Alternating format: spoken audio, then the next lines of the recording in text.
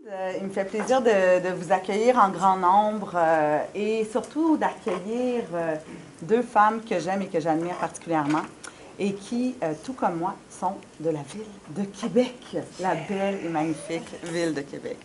Alors, c'est une des séries, une des conférences dans le cadre de la série Les Lectures radicales, avec un concept un peu original, inusité.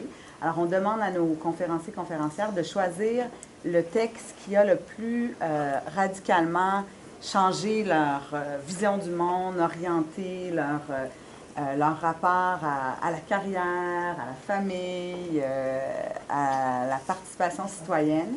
Alors, c'est avec beaucoup de plaisir que notre conférencière Anne Léhy va nous parler de son texte préféré dans ce cadre-là, Antigone.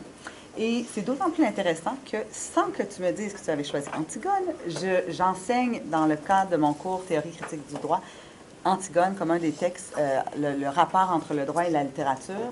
Alors, je suis tellement contente de savoir qu'on a certains de nos étudiants qui sont parmi nous aujourd'hui.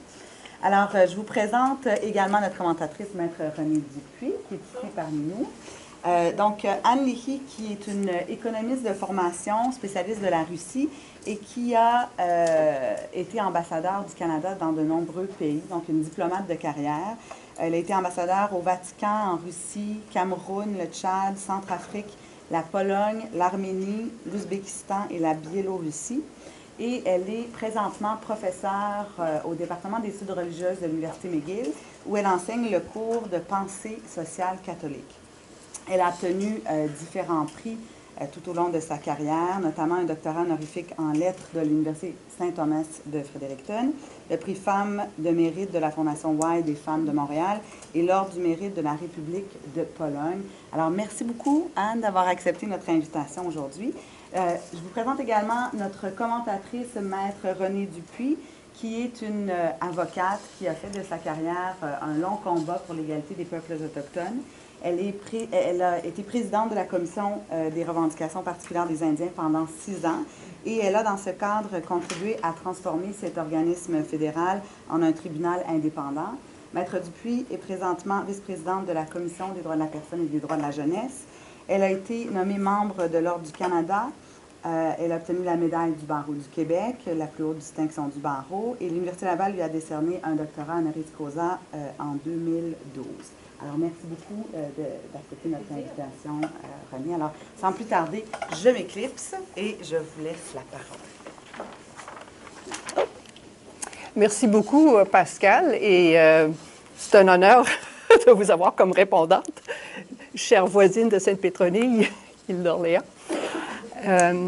C'est vraiment une invitation inhabituelle que d'avoir à parler d'une lecture qui vous a marqué il y a longtemps.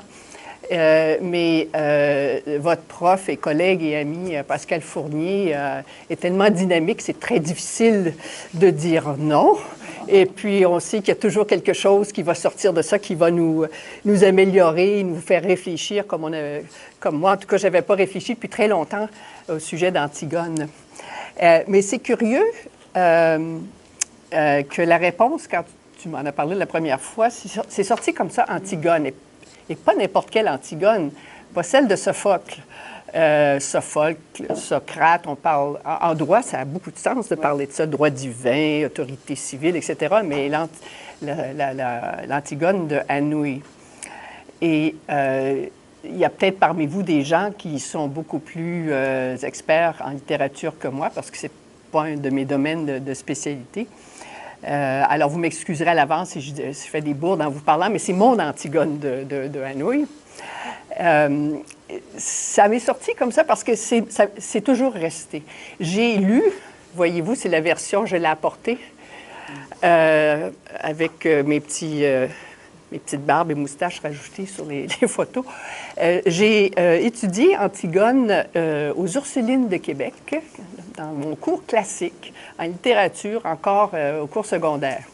Une vraie analyse littéraire de genre, comme je crois qu'on en fait à 4e année d'université maintenant, si on en fait. Et ça m'avait frappée. Et puis, en réfléchissant parce que j'ai été... Voyez-vous, les petits... j'ai mis cette photo pour que vous voyez bien le décor. C'est très contemporain, l'Antigone d'Anouilh, qui a été écrite en 1942 et jouée en 1944, était certainement dans un décor historique très marqué dans la Paris occupée de l'époque.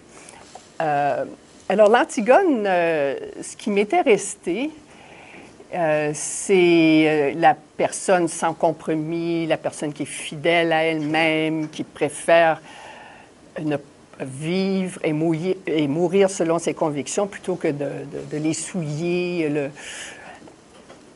Et en réfléchissant aujourd'hui, j'ai vu comment, en fait, c'est ça et c'est pas tout à fait ça. La façon dont ça m'avait été présenté ou ce que j'en avais retenu à l'époque, mettons la fin des années 60, n'est pas le regard que je porte, ma foi, presque 5... Non, pas vrai, pas 50 ans, presque. Plus tard. Donc, je vais essayer de toucher à tous ces points au cours de ma petite présentation. Donc, le regard d'adulte n'est pas celui, en fait, que je portais à l'époque. Une chose aussi qui est assez claire maintenant, mais qui ne l'était pas pour moi à l'époque non plus, et Antigone se perçoit selon le contexte, l'environnement dans lequel nous sommes. On en tire des leçons différentes. Alors, j'ai sauté immédiatement sur l'environnement d'aujourd'hui au Québec. Donc, est-ce le reflet de la société contemporaine au Québec? Ça se veut un peu provocateur, hein, ce que j'ai mis là pour faire réfléchir.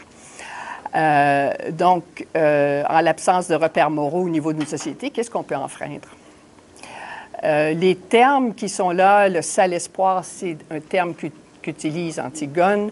La solitude, c'est bien sûr une des grandes caractéristiques de l'Antigone d'Anouilh, et évidemment le suicide, où vous pourrez mettre le qualificatif que vous voulez pour décrire le geste d'Antigone. La pièce noire, vous savez que c'est le genre, si on veut, dans lequel Anouilh a lui-même classé la pièce d'Antigone, donc ce n'est pas mon jugement subjectif, et c'est une pièce noire. Contrairement à celle de Sophocle, si vous êtes peut-être plus familier avec Sophocle, où en fait, quand on a fini de lire cette pièce, on n'est pas déprimé comme on pourrait l'être après avoir lu Antigone de Anouilh. Alors, il y a sûrement toutes sortes de choses que vous allez vouloir dire, mais on pourra faire ça par la suite. Est-ce qu'il y en a beaucoup qui ont lu Antigone de Anouilh? Bon, à part celles qui ont dû faire leur devoir, ça fait deux. Puis je sais qu'il y en a un qui a vu la pièce. Je trouve ça extraordinaire que la semaine dernière, sur le campus, ici, on a joué la pièce. Ce serait intéressant de savoir quelle était la motivation pour choisir de jouer cette pièce parmi tant d'autres à l'université, sur le campus, mais bravo aux étudiants qui l'ont choisi, en fait. Alors, la petite Antigone.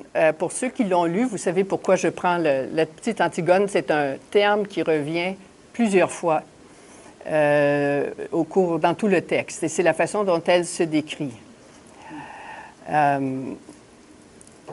Et c'est quelque chose qui me frappe plus maintenant qu'à l'époque, je dois dire. Parce que, encore une fois, pour moi, Antigone, je m'en rappelais comme étant une femme, en fait, qu'elle est à peine devenue jeune adulte, mais une femme de conviction, qu'on peut admirer pour ses convictions. Mais de la façon dont elle se décrit, en fait, elle utilise beaucoup de termes qui, dans notre société aujourd'hui, on dirait, sont un peu péjoratifs. On pourrait se demander si elle se sous-valorise d'une certaine façon, mais c'est peut-être pour mieux faire ressortir l'éclat de son geste à la fin. Dans les termes, elle est sale et mal peignée, ça revient plusieurs fois. Elle-même se décrit comme telle par rapport à sa sœur, qui, elle, est belle, souriante, etc. Donc, la petite Antigone, qui peut aussi être interprétée comme étant quelqu'un qui refuse de grandir. C'est rendu après l'adolescence, au début de l'âge adulte, on continue de se décrire comme étant la petite Antigone. C'est peut-être parce qu'on a idéalisé peut-être une enfance qu'on ne veut pas quitter non plus. Donc, elle est intransigeante et qui a des convictions, quelque chose qu'on admire, je pense, beaucoup plus quand on est jeune que lorsqu'on a été, qu'on a traversé quelques expériences, on a été un peu partout dans le monde, et puis on voit que l'intransigeance, les convictions, ça a sa place, mais c'est peut-être, tout est relatif dans un certain sens, donc en d'autres mots, c'est peut-être pas toujours le cas. C'est l'idée qu'elle se fait de son devoir qui est peut-être ce qui lui donne sa conviction, son intransigeance, mais quand elle se fait expliquer par Créon, que je mentionne ici pour la première fois, Créon, donc c'est l'oncle, c'est le roi, qui est très négatif dans la pièce de Sophocle en passant, mais qui est décrit de façon assez, je ne sais pas pour dire sympathique, mais avec de façon humaine par Anouilh, ce qui rend le contraste avec Antigone un peu plus difficile dans un certain sens. Mais Créon lui explique en fait que ce rite divin, qui était son prétexte, il faut donner la sépulture aux frères tombés parce que c'est la loi divine, il lui explique en fait que le frère, c'était vraiment quelqu'un de pas bien et que de toute façon, c'est du chiquet, tout ça. Alors là, elle laisse ça de côté, mais elle persiste dans son geste. Donc, le prétexte est tombé. Alors, est-ce qu'elle a été prise à son propre piège? C'est une question qu'on peut se poser aussi. Donc, le refus de grandir, c'est une autre de ses caractéristiques. De devenir comme Créon, donc celui qui s'est retrouvé roi et qui devient maintenant celui qui doit faire de la politique, même comme roi absolu, mais qui doit donc faire un peu de compromis parce que son travail, c'est de garder l'ordre dans la cité. Donc, elle veut absolument pas devenir comme lui. Et ensuite, elle entrevoit qu'est-ce qui aurait pu être possible, elle hésite un certain moment, et puis ensuite, on voit qu'elle est comme prise dans sa ligne de conduite, et elle continue. Moi, j'ai une question, est-ce qu'elle était vraiment libre à ce moment-là de choisir le geste qu'elle a posé? Vous pourrez me le dire, mais c'est une question, je crois qu'on peut se poser.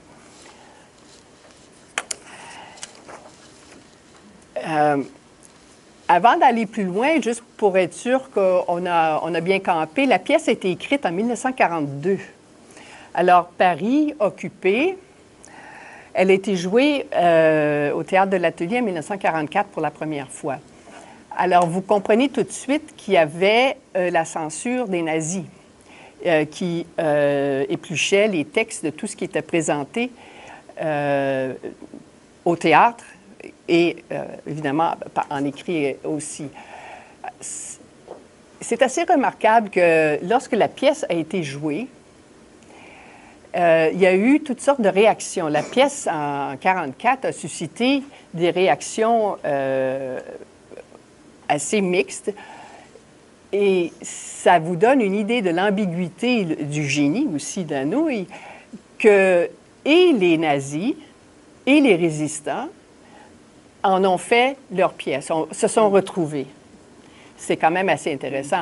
Et quand je l'ai étudié, et la façon dont on me l'a présenté en versification, donc 11e année aux Ursulines à Québec, c'était à Anouilh, et je vous remets encore, enfin, vous voyez ce que je vous ai montré, la première image, hein, les gardes sont habillés comme les types de la sécurité à Paris en 1942. Donc, les gens ont fait l'association avec la résistance assez rapidement. Et c'est comme ça que c'était présenté. Antigone est une figure de la résistance. Elle est intransigeante, elle ne va pas pactiser avec l'ennemi, elle est fidèle jusqu'à la mort.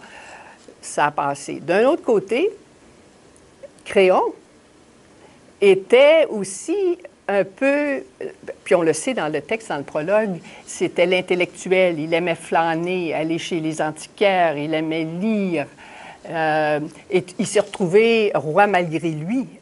Si vous connaissez toute l'histoire d'Édipe, il s'est retrouvé roi malgré lui.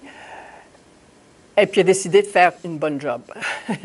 C'est un type consciencieux, donc c'est pas de sa faute, c'est le destin. Donc, les Français qui étaient collaborateurs qui étaient pris dans l'engrenage, disons, de ceux qui gouvernaient Paris à l'époque, se sont également retrouvés. C'est d'ailleurs pour ça que ça a passé la censure. Créon n'est pas, contrairement à chez Sophocle, décrit comme un ogre ou quelqu'un d'absolument inhumain, mais quelqu'un qui, dans sa conversation avec Antigone, le point crucial, c'est qu'il est quand même assez humain, il la comprend, il s'explique. Et donc, à la sortie de la représentation, il n'y a pas eu de rejet ni d'un côté ni de l'autre, ce qui est quand même assez intéressant. Et ce n'est pas ce qu'on pourrait dire à la fin de la lecture de l'Antigone de Sophocle. Alors,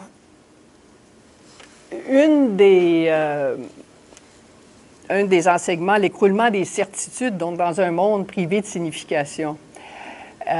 C'est pas ce que j'aurais dit, c'est certainement pas ce que j'ai dit, j'ai pas retrouvé mon devoir, mais lorsqu'on nous a demandé d'analyser ça il y a 50 ans, 45 peut-être,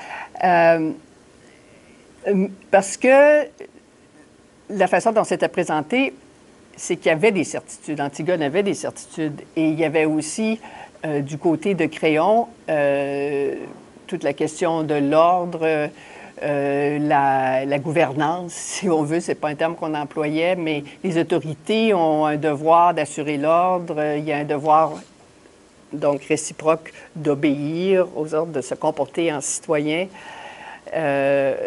Et puis, dans le Québec des années 60-70, il y avait quand même une structure, ça brassait, il y a eu la Révolution tranquille, mais on savait ce que ça avait été, quand même quelque chose de très structuré.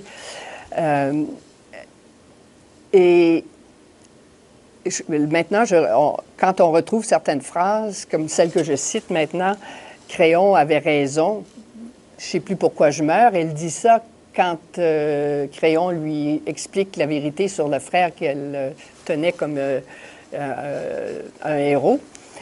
Et puis, elle dit, maintenant, je comprends combien c'était simple de vivre. Ça, c'est une phrase vraiment à double entendre, s'il en est une. Hein?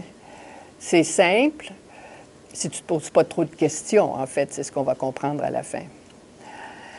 Mais elle ne veut pas comprendre. Et c'est finalement... Un enfant qui grandit, à un moment donné, est obligé de se mettre à comprendre certaines choses. Les absolus, ça ne fonctionne pas toujours. Alors, il y a des phrases clés comme celle de ne pas vouloir comprendre. Il y a aussi des moments de lucidité. La moustache et puis le petit pinch, c'était pas là dans l'image originale. Mais vous avez tous fait ça à l'école, n'est-ce pas? Faire des petits dessins. Alors, c'est quand même assez sympathique, n'est-ce pas, que Créon le dise dans la pièce, surtout écrite en 1942. J'ai le mauvais rôle, bien entendu, non seulement aux yeux d'Antigone, mais probablement aux yeux de beaucoup de Parisiens et de Français à l'époque. Et c'est bien fait, je ne veux pas faire d'analyse littéraire, mais c'est vraiment... il n'y a pas beaucoup de moyens dans la pièce d'Antigone de Hanouilh. Il y a très peu de décors, il y a très peu de personnages, et puis il y a les deux personnages principaux, et puis quelques autres personnages qui remettent en relief encore plus la personnalité et puis les messages ambigu que Hanouilh veut faire passer. Alors, le page, ça, c'est le page du roi qui sert, donc l'enfant innocent qui comprend pas trop ce que son maître fait, mais il sert son maître. Alors, Créon veut préserver une innocence que lui a dû compromettre, dans le fond. Il se dit, c'est important pour toi en fait, de préserver.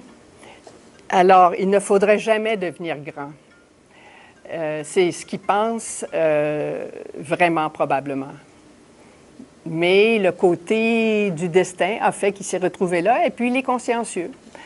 Il y a des expressions, c'est Sophie qui m'a fait penser à ça tout à l'heure en parlant de sushi, l'expression de la cuisine. Il faut faire de la cuisine, être dans la cuisine, en termes, on parle de ça en politique. L'expression revient chez Hanouilh. Donc, lui, il a accepté. Alors, bien que la pièce se nomme Antigone, il faut, chez Hanoï en particulier, je crois qu'il faut bien saisir Créon également.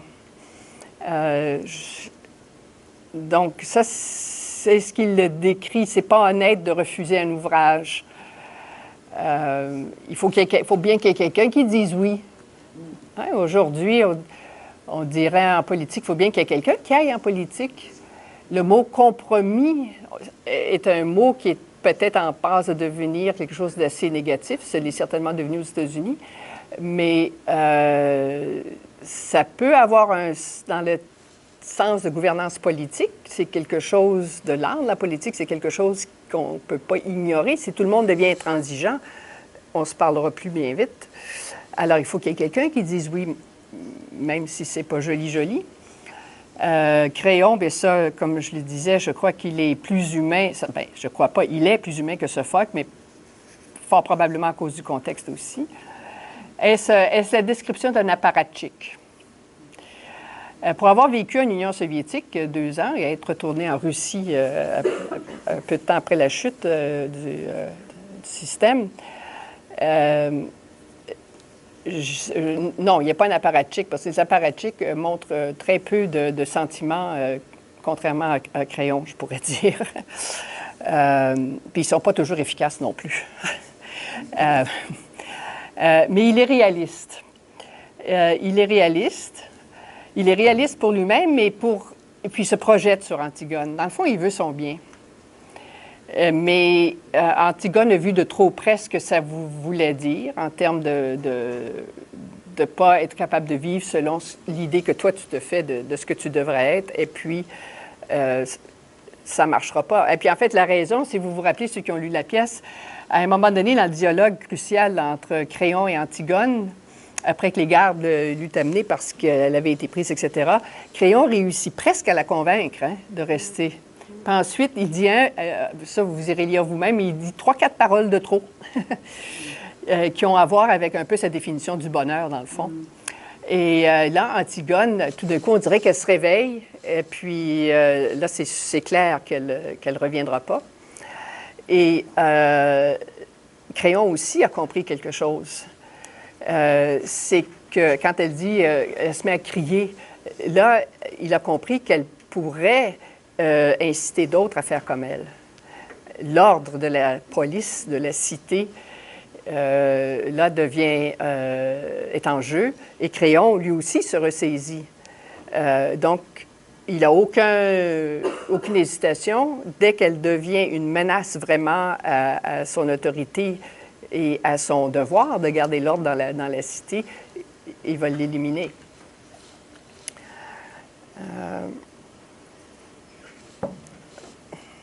Ce sont des idées que je vous mets comme ça un peu pêle-mêle, mais on pourra peut-être en discuter. Ça, c'est intéressant. Je vous cite ça parce que dans mon petit livre qui tombe en ruine ici, de 1960 quelque chose, 64, ils ont donné une série de citations des premières critiques après la pièce.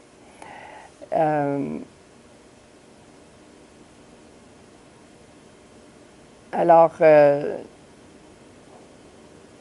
c'est pour dire non à tout ce qui n'est pas aussi pur qu'elle, non aux hommes et à la vie même, qu'Antigone mourra ce soir.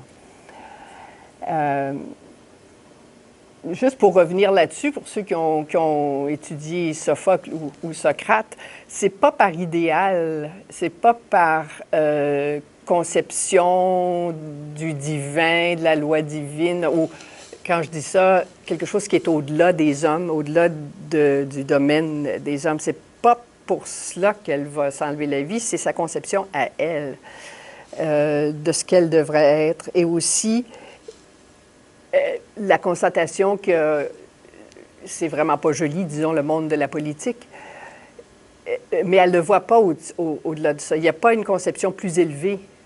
J'espère que vous allez me argumenter avec moi, mais c'est centré sur elle plus que centré sur l'ordre divin et l'ordre des hommes, si on veut.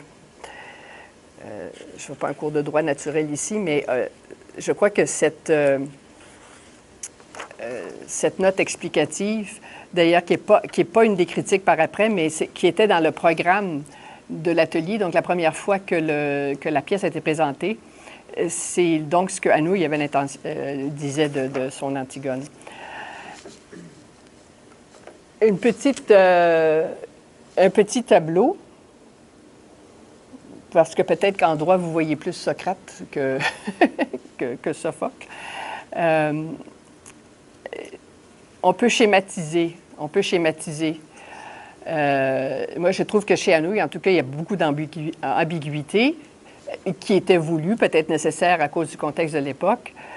Il y a certainement une opposition entre la jeunesse et l'intransigeance. Et ce que j'en conclus, moi, pas mal plus tard, versus la maturité, le compromis que représente Créon. Et il y a une absence de transcendance et de liberté dans le sens, je dirais, presque théologique du mot, pas dans le sens 2016, liberté de faire ce qu'on veut sans contrainte.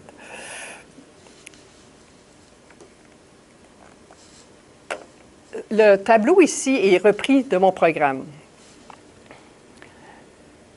Et je crois que ça montre bien les différences et c'est assez intéressant de voir donc les schèmes et ça représente un peu aujourd'hui, je pense qu'on est plus proche de l'Antigone de Anouilh et on a un peu perdu les idéaux de Sophocle.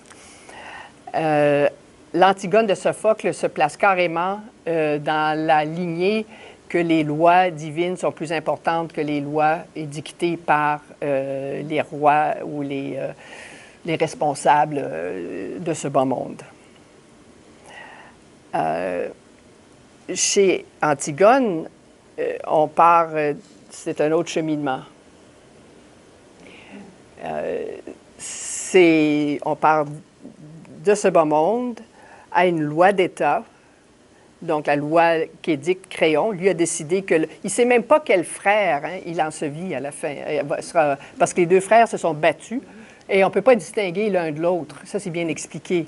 Alors, de dire que celui-ci est bon et mérite la sépulture et l'autre non, c'est absurde. Il y a beaucoup d'indices qui vous disent que, dans le fond, Créon a été subjectif, dans le fond. C'est pas une loi absolue, ici. Donc, c'est une autre façon de voir la pièce par rapport à aujourd'hui. Et en parlant d'aujourd'hui, ça, c'est amusant. Je n'ai pas vu le documentaire que j'aimerais bien, mais ça m'avait frappé. C'est l'an dernier, dans le cadre d'un des nombreux festivals à Montréal pendant l'été. Il y a eu un documentaire qui a été fait. Et je ne sais pas si vous l'avez, René, vous l'avez vu, mais Sophocle, donc c'est l'Antigone de Sophocle, mais c'est tellement d'actualité, c'est tellement universel, c'est pas seulement dans, pour ceux qui étudient les lettres classiques, mais une version amérindienne de la pièce de Sophocle est montée dans une communauté cri. C'est juste pas, c'est vraiment, ce sont vraiment des enjeux universels. Donc c'est une façon de faire un petit peu de pub. Si vous le voyez, ça doit être assez intéressant. Alors, vous me demanderez, puis il faut que je résume assez vite, oui. À quoi sert Antigone? Ce sont vous voyez, donc, j'ai une citation d'Antigone, le garde qui sera avec elle à la fin, et puis le chœur qui joue le rôle d'un chœur dans les tragédies grecques. Vous voyez la petite Antigone, qu'est-ce qu'on retient de ça? C'est qu'elle dérange.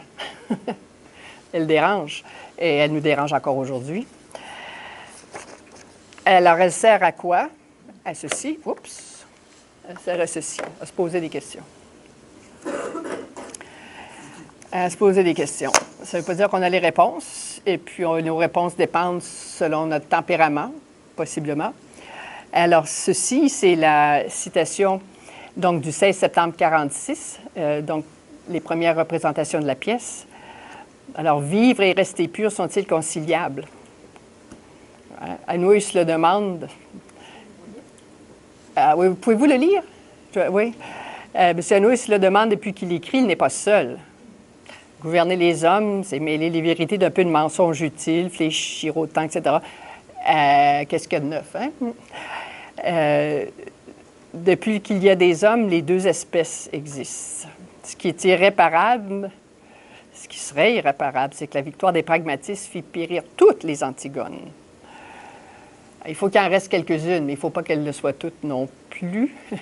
Elles ne savent pas vivre et ce sont elles qui méritent de vivre. Donc, il y a toujours quelqu'un qui secoue l'ordre, qui pose les questions. Par un retour des choses un peu ironiques, dans le fond, elle joue un peu le rôle de Socrate, qui poussait toujours à ce qu'on s'interroge, n'est-ce pas?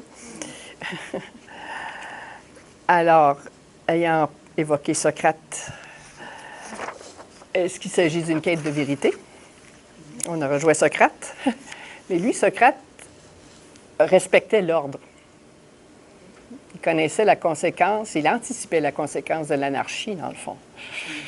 Il n'a pas voulu donner l'exemple que Créon craignait, dans le fond, qu'Antigone puisse donner. Est-ce qu'il s'agit de rester pur? Là, ce sont les questions provocatrices. Hein? Je vous laisse les lire. Et puis, pour quand même donner le dernier mot à Anouilh, mais en passant, vous connaissez le chêne et le roseau? Moi, ça m'a toujours fait penser, Antigone, ça me fait penser au chêne et au roseau, et par une façon détournée aussi.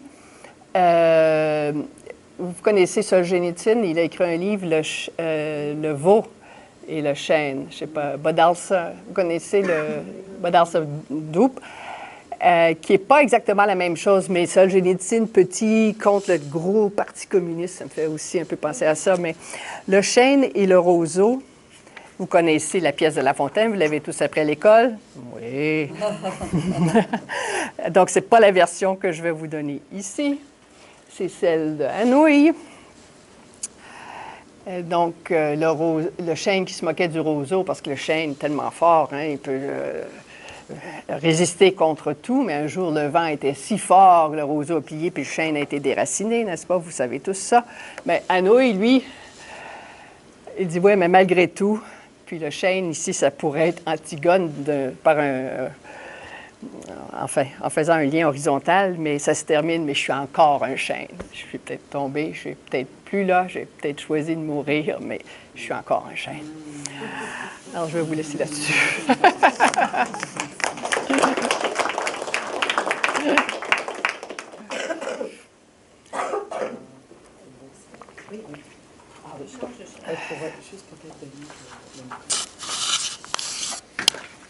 Vous installez ça. Oui, c'est la clip.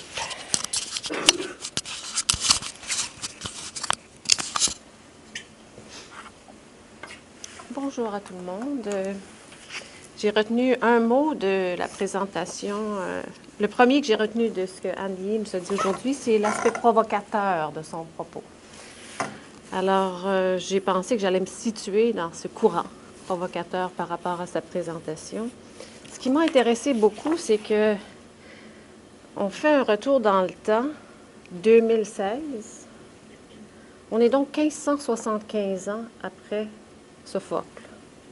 C'est beaucoup d'années. Mais ce qui est très frappant pour moi, parce que 441, donc Anouilh, il a écrit, lui, 1500 ans plus tard, mais là, aujourd'hui, on est 1575 ans plus tard. Ce qui m'a frappé, c'est que...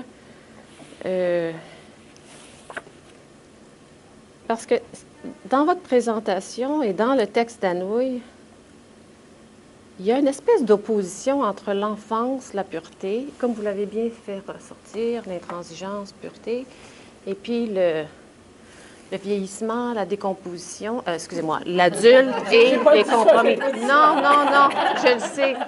Mais c'est parce qu'il y a quelque chose de... La maturité. C'est pour ça que je veux... Non, non, mais je veux... C'est pour ça que j'ai dit que le premier mot que j'ai retenu de votre présentation, c'était provocateur, mais je veux le souligner parce que, surtout en 2016, où c'est très important de rester jeune, pour toutes sortes d'autres raisons que les compromis, là, on a compris. C'est juste pour exister socialement. Mais ce qui me frappe, moi, puis je vous remercie de m'avoir invité et de m'avoir donné l'occasion de remonter à Antigone, à la fois chez Anouilh, mais aussi chez Sophocle. Et ce qui m'a plus frappé, c'est ce que vous avez bien fait ressortir, c'est la pas coquette. Il y a deux personnages féminins, hein? La pas coquette puis la coquette. La sale et mal peignée, qui l'a même intégrée parce qu'elle le dit d'elle-même. Et donc, un univers binaire. T'es jeune et donc pur, puis tu t'en vas vers la déchéance, parce que quand tu vas frapper le monde adulte, c'est forcément les compromis. Et le choix pour les femmes, c'est d'être coquette ou pas coquette. Mais t'es pas, et c'est très important que vous ayez souligné l'aspect des convictions, parce que qui est-elle, celle-là, qui débarque? C'est pour ça que j'insiste 441 puis 1575, et j'ai l'habitude de dire, de toute façon, on travaille pour l'an 4000. Alors, si on est des femmes, ayons une stratégie à long terme, parce que... Mais c'est bien parce qu'on va en reparler dans d'autres termes, mais ce qui m'a frappé, c'est qu'en 441, on pose la question de la femme jeune, mais c'est pas une enfant de 2 ans et demi non plus, là. Elle est capable de parler, elle a des convictions, elle a une argumentation, donc on peut dire que c'est une jeune femme, mais on ne s'attend pas à ce qu'une jeune femme ait des convictions, alors que ses frères qui se sont battus pour les vraies questions politiques, ils en sont même morts. Je pourrais dire, c'est innocent. Non, mais si j'étais une pacifiste intégrale, je dirais, écoutez, il n'aime pas la vie. Alors qu'on juge le suicide d'Antigone. Mais qu'est-ce qui nous dit qu'il n'y avait pas une stratégie très suicidaire dans l'opposition de tout ce monde-là qui s'est entretué? C'est des questions. Vous avez dit qu'on posait des questions, donc j'ai pensé qu'on pouvait aussi...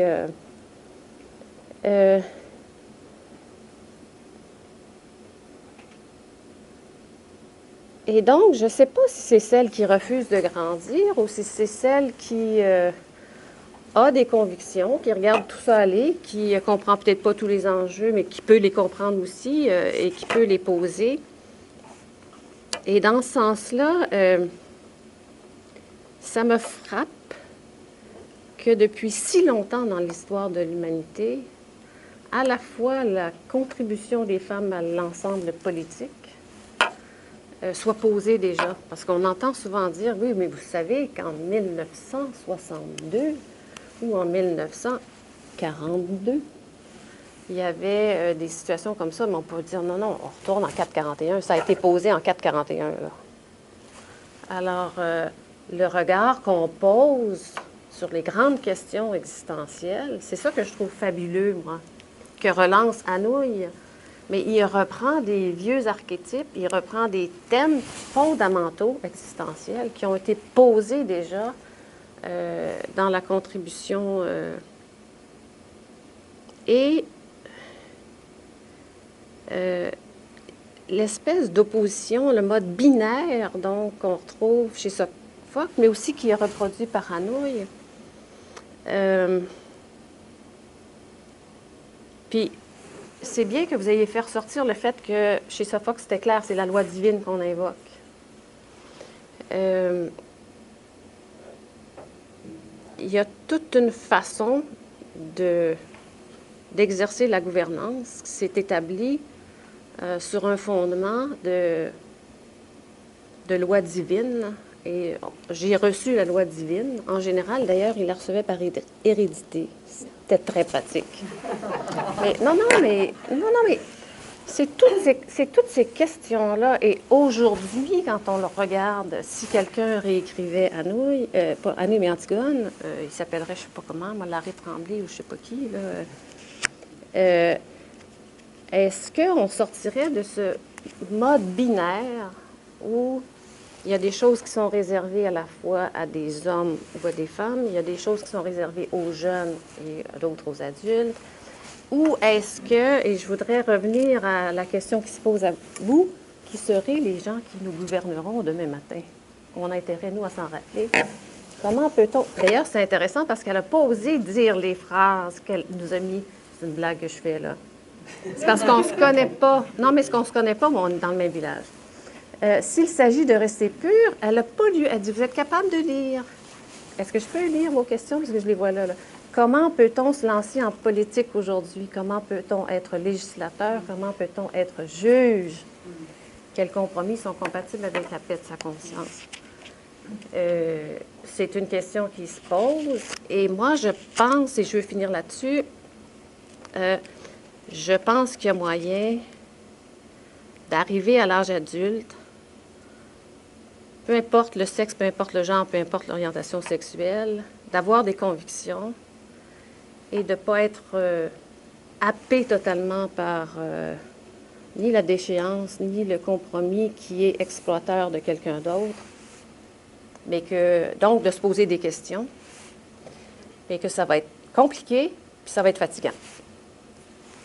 Alors, je vous invite à plutôt poursuivre la discussion. Je pense que ça pourrait être intéressant. Alors, sur un ton très provocateur, on aime ça. On va prendre des commentaires, des questions, mais je veux vraiment vous remercier parce que c'est un très haut niveau philosophiquement, puis ça nous ébranle beaucoup votre approche, votre discours, et c'est d'actualité en 2016, je le crois. Ces questions-là. Si on veut être juge ou législateur, mais aussi comme citoyen, citoyenne, comme personne engagée dans le débat public qui doit prendre des décisions. Dans la vie est faite de décisions. On va vers A, donc on ne va pas vers B. Donc, quelle est cette question éthique-là qui nous confronte? Alors, j'ouvre le débat.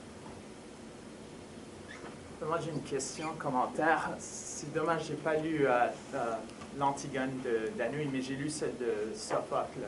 Et ce que je trouve intéressant dans la discussion, c'est que si on regarde avant les présocratiques, on avait cette idée que comment justifie-t-on ce qu'on veut. Par exemple, le tyran, il était très respecté. Pourquoi? Ben, je suis puissant, alors c'est ça qui compte. Puis Sophocle, on dirait qu'il y a un début d'un idéalisme. Antigone qui s'oppose et dit non, il doit y avoir une certaine loi divine, mais il n'y a pas vraiment de raison. Même quand on regarde le dialogue avec Créon, Créon ne lui donne pas vraiment des vraies raisons. Il lui dit « Ah, ton frère, c'était un nul. » Mais ensuite, il dit « Mais je ne sais même pas si c'était ton frère. » Et on voit que ce n'est pas vraiment des raisons. Il représente juste une certaine nécessité. Ensuite, on voit Socrate qui commence à articuler la raison même. Il y a les sophistes et il y a les philosophes, et puis il y a la raison contre n'importe quoi qu'ils inventent. Et on voit cette évolution qui se concrétise encore avec le christianisme qui devient un dogme. Alors on a un idéal bien défini et il est absolu, tu questionnes, t'es cuit. Et ensuite on arrive maintenant dans la période contemporaine où on n'a plus vraiment d'idéaux, on questionne tout. Et ça je trouve assez intéressant quand on regarde ce dialogue de cette perspective historique-là, comme où est-ce qu'on se trouve maintenant? Est-ce qu'on critique le pouvoir sur la base d'un idéal ou est-ce qu'on le critique d'un point de vue pragmatique et alors on revient à la tyrannie grecque, ben, je suis le plus fort, alors les dieux sont avec moi. Ça, je trouve intéressant. C'est la question fondamentale, c'est tout à fait la question qu'il faut se poser. Et je ne suis pas sûre que l'évolution chronologique ne puisse pas être enrichie. Chez les Hébreux, dans la Bible, ça remonte à 5000 ans avant Jésus-Christ, les rois avaient des droits et des devoirs. Et on voit l'évolution au cours des siècles. Les rois, chez Israël en tout cas, devaient prendre soin ce qu'ils appelaient les anawim, donc les marginaux, que ce soit des veuves, les prisonniers, les immigrés, les pauvres, et ils étaient redevables devant leur Dieu, et ça c'était très clair. Et ils pouvaient être contestés s'ils ne remplissaient pas ces responsabilités. Donc c'est pas, il y avait des conditions, donc le roi était roi, mais le roi avait ses conditions. Et ça, c'est avant Sophocle. Maintenant, Sophocle et Socrate étaient contemporains. Alors, la question de la raison, j'ai pas fait d'études là-dessus, mais j'aimerais pouvoir approfondir ça, l'influence de l'un sur l'autre. Mais c'est tout à fait la question qu'il faut se poser. Oui. C'est un phénomène pour l'écrire pour la pédagogie. que vous avez calculé à partir de 441. C'était avant Jésus-Christ. Oui, oui, donc je suis encore plus... c'est ça que je viens de réaliser, moi aussi, 441 avant. Oui, oui, oui. 2500. C'est ça? Oui, 2500, pas 1500. Oui, oui. Merci. Moi, je suis pas tout à fait d'accord avec le propos de Maître Dupuis, dans le sens que, oui, les contenus, le fond est resté par rapport à la division binaire. Une femme, est-ce qu'elle peut avoir des conditions versus on propose qu'elle soit présente dans un gouvernement, mettons, paritaire et qu'elle fasse office de plante verte, comme je dis souvent, parce que c'est un peu ça aussi, là, selon moi, la recherche de parité, sans qu'il y ait compétence, on l'a vu la semaine dernière. Sauf que Il faut être plus précis. les conditions ont bien changé. Juste être plus précis, oui. Ben, On ne vit pas tout à Ottawa? Madame Thériault, là, qui a dit... Ah, OK, parfait. C'était juste une question d'égalité, là. C'est pas parce qu'on veut une femme dans le gouvernement qu'elle est nécessairement compétente. Donc, je voulais seulement dire que les conditions ont bien changé depuis ce temps-là, notamment en 1975, parce que la femme, un exemple très actuel, Madame Diane Lamarre, qui est la critique à l'opposition à M. Guépard-Barrette, qui se défendait encore hier, à tout le monde en parle, elle a le droit à son opinion, elle a le droit de s'exprimer, même qu'elle bénéficie d'une immunité parlementaire à l'Assemblée nationale. Elle peut poursuivre M. Barrette en diffamation, ce qu'elle a même fait ce matin. Donc, à l'époque d'Antigone, Crayon avait le droit de vie ou de mort sur les gens, notamment sur les femmes, alors qu'aujourd'hui, c'est plus du tout le cas. Maintenant qu'ils sont considérés comme personnes là, depuis quelques années, malheureusement, c'est un peu ironique, mais la liberté d'expression est présente aujourd'hui. Je pense que la différence ne peut pas se faire dans ce sens-là où on ne décide plus du sort de la personne en fonction de ce qu'elle dit. Donc, si vous me permettez, si je voulais rester sur le mode de la provocation, je dirais, en fait, ce qu'on recherche, c'est pas la parité qu'on recherche, c'est 100 %. Autrement dit, revenir au quota de 100 % hommes, c'est une blague. C'est une blague. Ce que je veux dire, c'est que la question, je ne veux pas la poser seulement en termes de les hommes par rapport aux femmes. Je pense que dans ce cas-là, le personnage étant un personnage féminin, on peut faire une analyse autre que juste l'enfance par rapport à l'adulte, la stade de la vie adulte, où un est synonyme de paradis et l'autre synonyme de déchéance et pas loin de l'enfer. Mais je pense qu'il y a des questions qui ont été posées qui sont toujours valides aujourd'hui. Et je pense que le modèle qui est celui qui nous est présenté dans Antigone, il a encore des résonances aujourd'hui. La situation, elle a évolué. Oui, la situation a évolué, c'est clair. Maintenant, quand je parlais si je voulais être provocatrice, je resterais sur la parité. On a vécu dans un univers où il y avait 100 %, quota 100 %. Et c'est de ça dont on essaye de se démarquer aujourd'hui. Alors, la question de la plante verte, on a vécu dans un quota de 100 % où il y avait beaucoup de plantes vertes. Moi, je peux vous le dire, j'ai des collègues qui sont comme des plantes vertes puis ont été en position d'autorité pendant des années. Mais en fait, ils étaient des plantes vertes. Alors, ça n'appartient pas à un sexe d'être une plante verte dans un système. Et quand on parle des droits de la personne, et je suis tellement d'accord avec vous que ça a évolué, que ici, quand on a créé des lois sur les droits de la personne, on a fait un choix qui était extrêmement exotique, d'appeler ça les droits de la personne, plutôt que les droits de l'homme. Il est tellement exotique qu'encore en 2016, les collègues constitutionnalistes, ils continuent de parler d'un univers des droits de l'homme, sont gênés d'appeler ça les droits de la personne. Ils ne sont pas capables de défendre cet argument-là. Ça ne les vise pas, personnellement. C'est un choix de société qu'on a fait. Et là où je dis que ce n'est pas juste une question de homme ou femme ou de genre, quand on a fait ce choix-là, en 1978, pas en 441, ni avant ni après Jésus-Christ, d'adopter une loi fédérale sur les droits de la personne, il y a un groupe collectif qu'on a exclu, donc on a empêché de déposer les recours. Contre qui? Contre Crayon.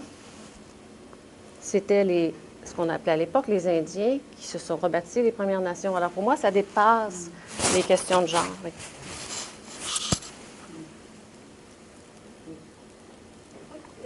Alors, merci beaucoup parce que je ne l'ai pas lu. Je pense que je vais aller le lire, premièrement. Et je vois qu'on peut voir énormément de choses différentes de cette question. Tout à fait. Je pense que c'est Oui. probablement le Oui. mot. Et moi, voyez-vous, j'avais vu quelque chose de peut-être différent. Dans mon esprit, et ça va revenir sur cette question binaire, dans mon esprit, cette intransigeance-là d'Antigone, dans ma famille, ils appellent ça les gens qui ont des problèmes de personnalité narcissique, personality disorder. C'est-à-dire qu'ils sont tellement convaincus d'eux-mêmes qu'ils ne se remettent jamais en question. Et pour moi, c'est rien, ça n'a pas du tout à voir avec l'adolescence, l'enfance ou l'âge adulte. Ce sont des gens qui devraient rectifier le tir. Et quand j'étais enfant, moi, je me souviens, je rencontrais donc ces gens absolument convaincus de leurs opinions. Et ce n'était pas une question de sexe, c'était les femmes et les hommes. Et j'ai une collègue qui m'a dit, tu disais tout le temps, Mistral, comment peut-on être à ce point dépourvu de doute que l'on croit en ses convictions? C'était dans mon esprit une aberration que les gens ne se questionnent pas. Et là où je trouve que ces pièces-là manquent, c'est justement dans cet aspect de binarité, être pur. Parce que ça existe, il n'y a personne qui est pur. Ça n'existe pas être pur. L'enfant n'est pas pur. Il y a ses défauts. Si vous remontez en psychologie, là, il y a des instincts. Ce n'est pas tous des instincts positifs.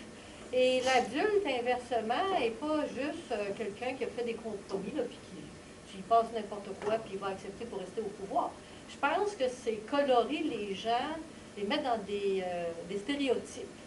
Et en ce sens-là, moi, je vois ça problématique. Alors, je ne l'analysais pas. Je pense qu'il y a une voie d'espoir que les gens passent au réalisme, autant ceux qui sont des Antigones que Crayon, et que les Crayons soient un peu plus idéalistes. Mais il n'y a pas cette binarité, là, ça ne me semble pas correspondre à ce que je vois, moi, dans l'univers.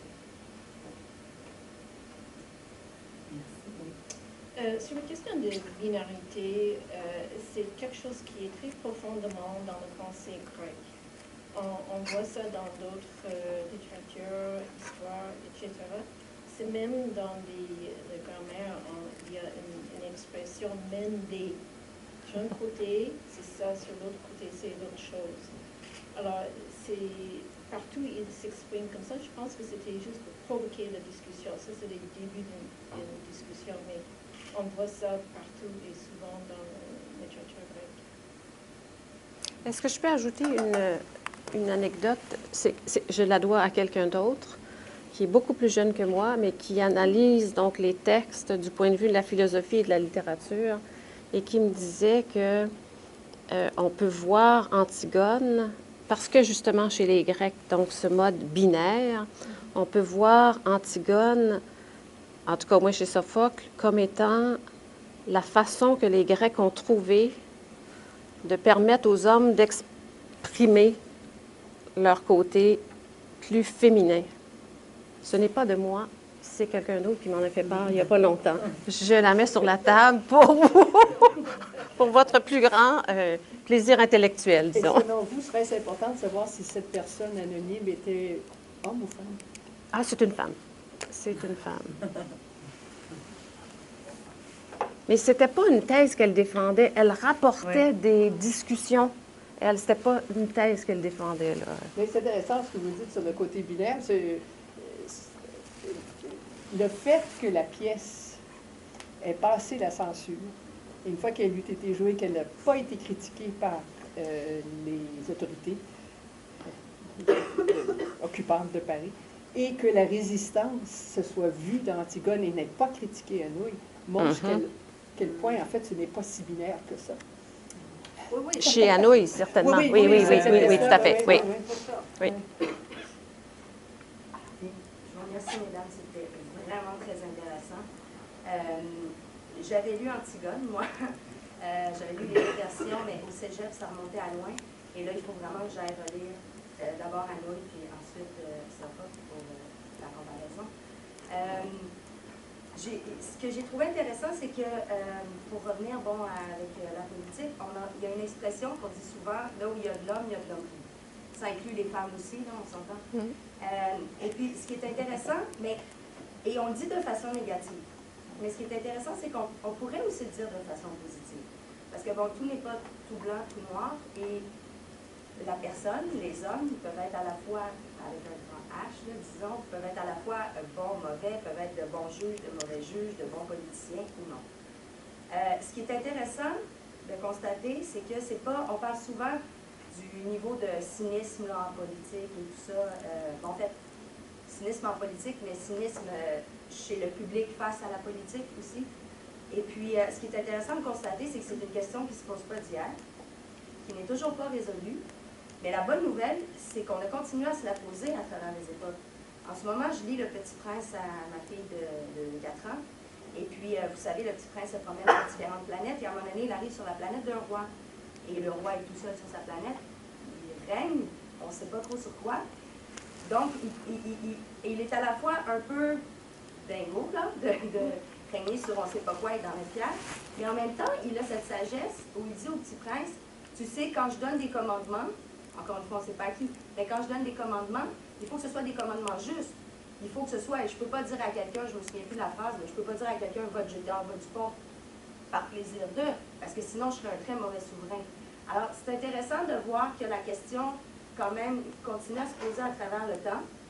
Et puis, je suis une femme, je suis une jeune femme, je suis membre de 2 partis politiques, et puis, c'est quelque chose qui m'intéresse beaucoup, beaucoup, la politique. Je suis à même de constater qu'il y a du bon et du mauvais.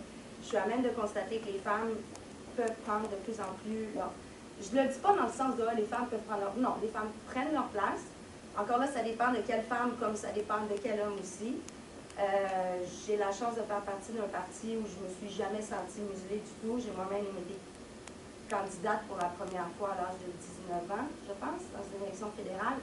Alors, moi, j'ai eu cette chance de voir la politique de l'intérieur. J'invite tout le monde peut-être à aller voir ce qui se passe de l'intérieur parce que ça donne une vision complètement différente aussi des enjeux, des problèmes, de la façon dont tout ça se passe. Et puis, ma foi, encore une fois, c'était vraiment très intéressant. Je vous remercie beaucoup d'être venu nous voir à Ottawa aujourd'hui.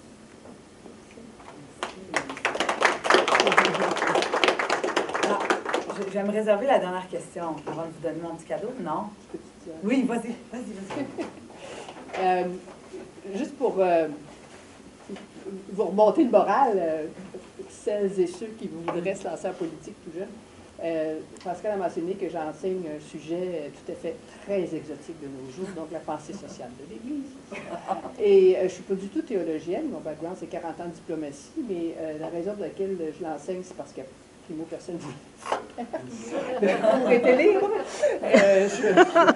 J'ai dit OK, pourquoi pas. Mais je le fais du côté pratique. Bon, j'ai été 4 ans ambassadeur auprès du Saint-Siège et je connaissais rien. J'étais aux Ursulines de Québec, j'ai une très belle école, j'ai un excellent enseignement littéraire, mais vraiment qu'il y ait des pensées sur le comportement des catholiques aujourd'hui dans le monde, économique, international, politique, je l'ignorais jusqu'à ce que je fasse quelques recherches avant d'enseigner mon cours. Je vous rassure, les étudiants apprennent quelque chose, enfin, je leur retransmets ce que j'ai appris. Du côté politique, il y a énormément, en fait, qui est dit et écrit là-dessus. Je ne rapporterai pas ça ici aujourd'hui, mais il y a une chose, par contre, qui est la question qui est ouverte pour tout le monde. C'est pour ça que j'ai terminé là-dessus, jusqu'où est-ce qu'on va dans le compromis, où est la limite pour garder la conscience que tu fais quelque chose qui est encore, au final, meilleur que péjoratif ou qui n'est pas bien du tout. Et quand on regarde la vie de... Je vais vous nommer 3 personnes, bon, on dirait qu'il n'y a pas de femme là-dedans, mais c'est parce que je réponds du tac au tac, mais regarde Cicéron, regarde Edmund Burke, c'est le 100e anniversaire du soulèvement d'Irlande, Leahy, mon nom, irlandais, je pense que ça c'est aussi, donc 1916-2016, Edmund Burke, politicien irlandais, mais qui était à Londres, et puis Václav Havel, le philosophe, homme de théâtre, qui était président de la Tchécoslovaquie. Il s'est retrouvé là par hasard, c'était un dissident philosophe, puis tout d'un coup, il se remet là. ils ont tous, puis Edmund Burke en particulier, ont tous écrit sur, pour te dire, tu vas de A à B, mais des fois tu passes par C, puis C, c'est C pour compromis. Parce que tu dis, ben, si je vais arriver à tel point pour vraiment faire... Burke, il voulait vraiment faire quelque chose pour les Irlandais qui souffraient des lois iniques du Parlement britannique. Ben, à un moment donné, il est obligé d'en ravaler des choses, puis des couleurs. Puis il s'est fait critiquer. Tu vends tes compatriotes irlandais. Oui, mais il dit, mais il faut que j'arrive à être dans ce poste-là, il faut que je me fasse élire, puis ensuite, je pourrais faire quelque chose avec les lois. Ce qu'il a fait, d'ailleurs. Alors, les hommes et les femmes, on a tous, à un moment donné, en nous-mêmes, un peu de ceci, de cela. Mais c'est le but final qui est important. Donc, il ne faut pas trop se laisser décourager par le mot compromis au début. Est-ce que je peux ajouter un mot dans le même sens? Je pense que la grande leçon de l'Antigone, c'est qu'à toutes les époques, et dans ce sens-là, je ne pense pas que la période contemporaine soit une période où il n'y a plus d'idéaux. Je pense qu'à toutes les époques se pose la question en termes d'idéaux. Et je voudrais revenir à votre texte et à l'invitation que vous avez faite indirectement en situant la question d'Antigone comme de se poser des questions. Alors, je voulais juste vous encourager à continuer de vous poser des questions. Toutes les questions que vous vous posez, méritent d'être posées. Vous choisissez l'endroit où vous les posez, y compris dans les partis politiques. Mais je pense que c'est une invitation à poser les questions que vous pensez qui doivent être posées. Elles sont toutes valables. Les réponses sont peut-être difficiles à trouver, mais ça va valoir la peine, je pense. Merci. Vous avez répondu à mes questions. Je vous laisse.